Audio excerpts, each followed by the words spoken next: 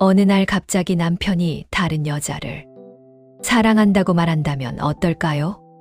결혼이 끝나는 것만으로도 충분히 아픈데 살던 집마저 떠나야 합니다.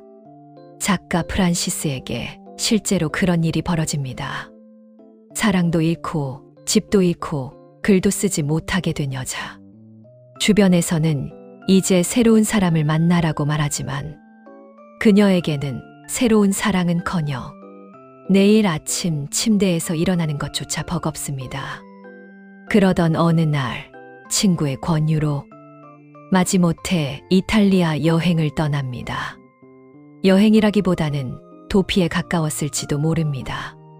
그리고 토스카나의 작은 마을을 지나던 버스 안에서 우연히 한 집을 발견합니다. 오래되고 낡은 집. 그런데 이상하게도 그 집 앞에서 프란시스의 마음이 멈춥니다.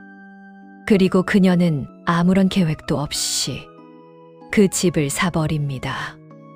남편에게 버림받은 여자는 왜 낯선 나라에서 낡은 집을 샀을까요? 안녕하세요. 영화를 걷는 저녁입니다. 오늘은 그 질문에서부터 이야기를 시작해 보려 합니다. 프란시스는 원래 성공한 작가였습니다. 결혼했고 집이 있었고 자신의 인생이 어디로 흘러갈지도 어느 정도 알고 있다고 생각했습니다. 하지만 남편의 외도로 그 모든 것이 한꺼번에 무너집니다. 더 고통스러운 것은 사랑하는 사람을 잃었다는 사실만이 아닙니다. 그와 함께 상상했던 미래까지 사라졌다는 것입니다.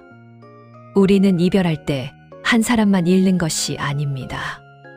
그 사람과 함께 늙어갈 것이라고 믿었던 시간, 함께 살 집, 함께 보낼 크리스마스까지 잃어버립니다. 정신과 의사 엘리자베스 퀴블러 로스는 상실을 겪은 사람의 마음이 부정과 분노, 협상과 우울을 거쳐 마침내 받아들임에 이른다고 말한 적이 있습니다. 프란시스 역시 그 단계들을 홀로 지나야 했습니다. 처음에는 이 모든 게 잠깐의 일탈이겠거니 부정했을 겁니다. 그 다음엔 분노했겠지요. 어째서 나에게? 라는 질문을 몇 번이고 되뇌었을 겁니다. 그러다 협상의 단계에 이르면 사람은 이상한 계산을 시작합니다. 내가 조금만 더 참았더라면, 조금만 더 다정했더라면 하고요. 하지만 그 계산은 언제나 답이 없는 계산입니다. 주변 사람들은 자꾸 다음 단계로 넘어가라고 재촉합니다. 이제 좀 괜찮아질 때도 되지 않았느냐고. 하지만 슬픔에는 계절이 있고 그 계절은 남이 정해줄 수 없습니다. 겨울을 봄이라 부른다고 눈이 녹지는 않으니까요. 그래서 중년의 이별은 젊은 날의 이별보다 때로 더 잔인합니다. 젊을 때의 이별은 아직 쓰이지 않은 페이지를 읽는 일이지만 중년의 이별은 이미 함께 써 내려가던 페이지 한가운데서 펜을 빼앗기는 일이기 때문입니다. 다시 시작하기에는 너무 늦었다는 생각이 들기 때문입니다. 그런 프란시스가 여행 중 발견한 집이 브라마솔레입니다. 집은 아름답지만 엉망입니다. 벽은 갈라져 있고 수도는 고장나고 손봐야 할 고투성입니다. 그런데 프란시스는 그 집을 고치기 시작합니다. 벽을 뜯고 지붕을 고치고 페인트를 칠합니다. 처음에는 집을 수리하는 것처럼 보입니다. 하지만 영화를 보다 보면 알게 됩니다. 프란시스가 고치고 있었던 것은 집이 아니라 자기 자신이었다는 것을. 프랑스의 철학자 가스통 바슐라르는 집이란 단순한 건물이 아니라 우리가 세상으로부터 스스로를 지키는 첫 번째 우주라고 말했습니다. 집이 무너지면 그 안에 살던 사람의 세계도 함께 흔들립니다. 반대로 집을 다시 세우는 일은 흔들렸던 세계의 중심을 다시 잡는 일이기도 합니다. 무너진 집을 다시 세운다는 것은 결국 무너진 자신을 다시 세우는 일과 다르지 않습니다. 무너진 벽을 다시 세우듯 자신의 일상을 세우고 텅 빈 방에 가구를 들여놓듯 삶 속에 새로운 사람들을 받아들이기 시작합니다. 먼지를 뒤집어 쓴 채 벽돌을 나르는 그녀의 모습에는 이상하게도 절망보다는 어떤 결기가 서려 있습니다. 낯선 나라의 인부들과 손짓발짓으로 소통하고 처음 보는 재료로 처음 해보는 공사를 지휘하는 동안 그녀는 조금씩 다른 사람이 되어갑니다. 과거에는 남편의 아내로 누군가의 짝으로 규정되었던 자신이 이제는 그저 이 집을 고치는 사람 그 자체로 존재하게 되는 것입니다. 그리고 프란시스에게도 새로운 남자가 나타납니다. 매력적인 이탈리아 남자와 사랑에 빠지면서 그녀는 다시 설레기 시작합니다. 관객도 기대하게 됩니다. 그래, 이제 새로운 남자를 만나 행복해지는 이야기구나. 하지만 영화는 그렇게 쉽게 가지 않습니다. 새로운 사랑 역시 프란시스가 기대했던 방식으로 완성되지 않습니다. 여기에서 이 영화는 평범한 로맨틱 코미디와 조금 다른 길을 선택합니다. 상처받은 여자의 인생을 구해주는 것은 또 다른 남자가 아니었습니다. 많은 이야기들이 상처 입은 여자 주인공에게 백마탄 남자를 보내 결말을 완성시킵니다. 그것이 우리에게 익숙한 공식이기 때문입니다. 사랑을 잃었으니 새로운 사랑으로 채워지는 것이 마땅하다는 공식. 하지만 이 영화는 그 손쉬운 결말을 거부합니다.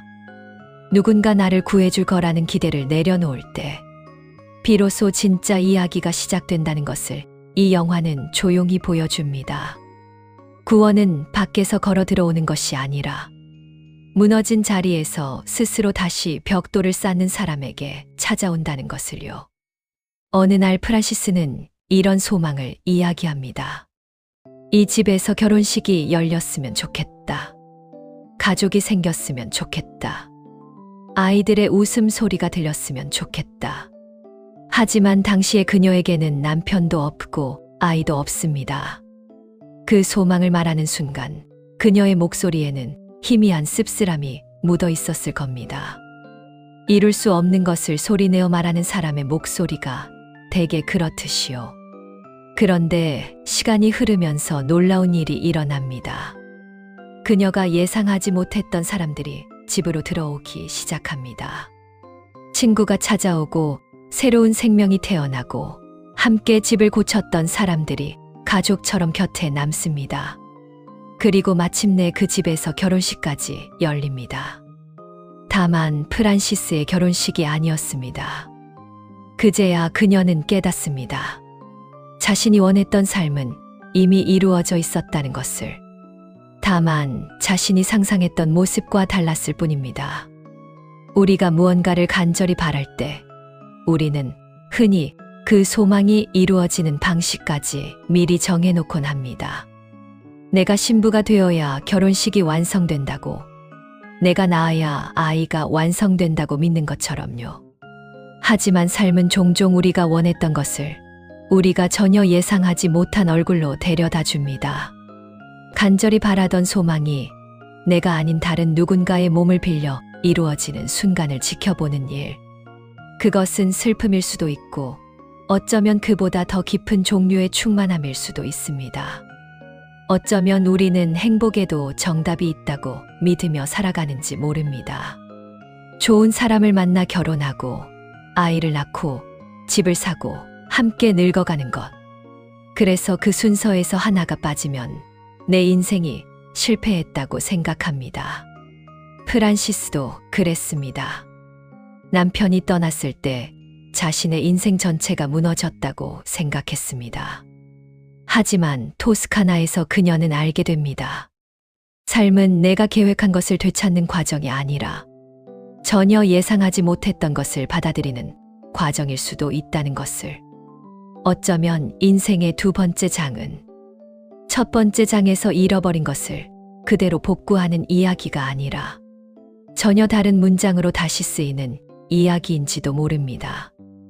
우리는 종종 인생을 정해진 도면대로 완성해야 하는 집처럼 대합니다. 하지만 브라마 솔레가 프란시스에게 가르쳐준 것은 도면에 없던 방이 오히려 가장 따뜻한 방이 될 수도 있다는 사실이었습니다.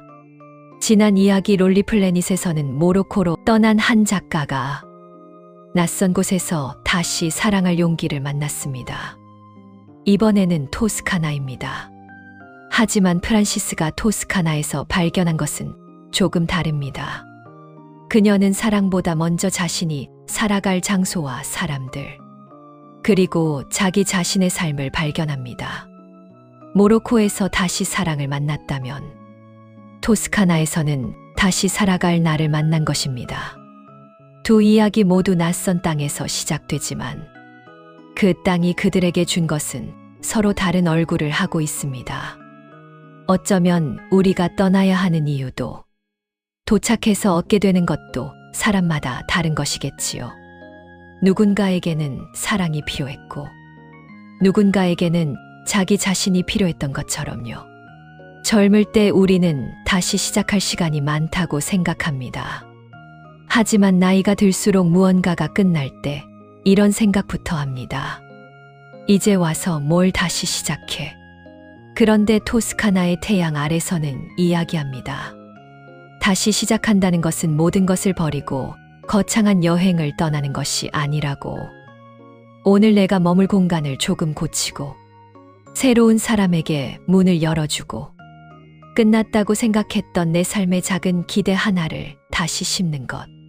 그것으로도 충분하다고 말입니다. 프란시스가 산 것은 어쩌면 낡은 집 한 채가 아니었을 겁니다. 그녀는 자신에게 두 번째 인생을 선물한 것이었겠죠. 그리고 우리에게도 묻습니다. 당신은 몇 살까지 다시 시작할 수 있다고 생각하시나요? 저는 아마 다시 시작하고 싶다고 생각하는 바로 그때까지라고 생각합니다.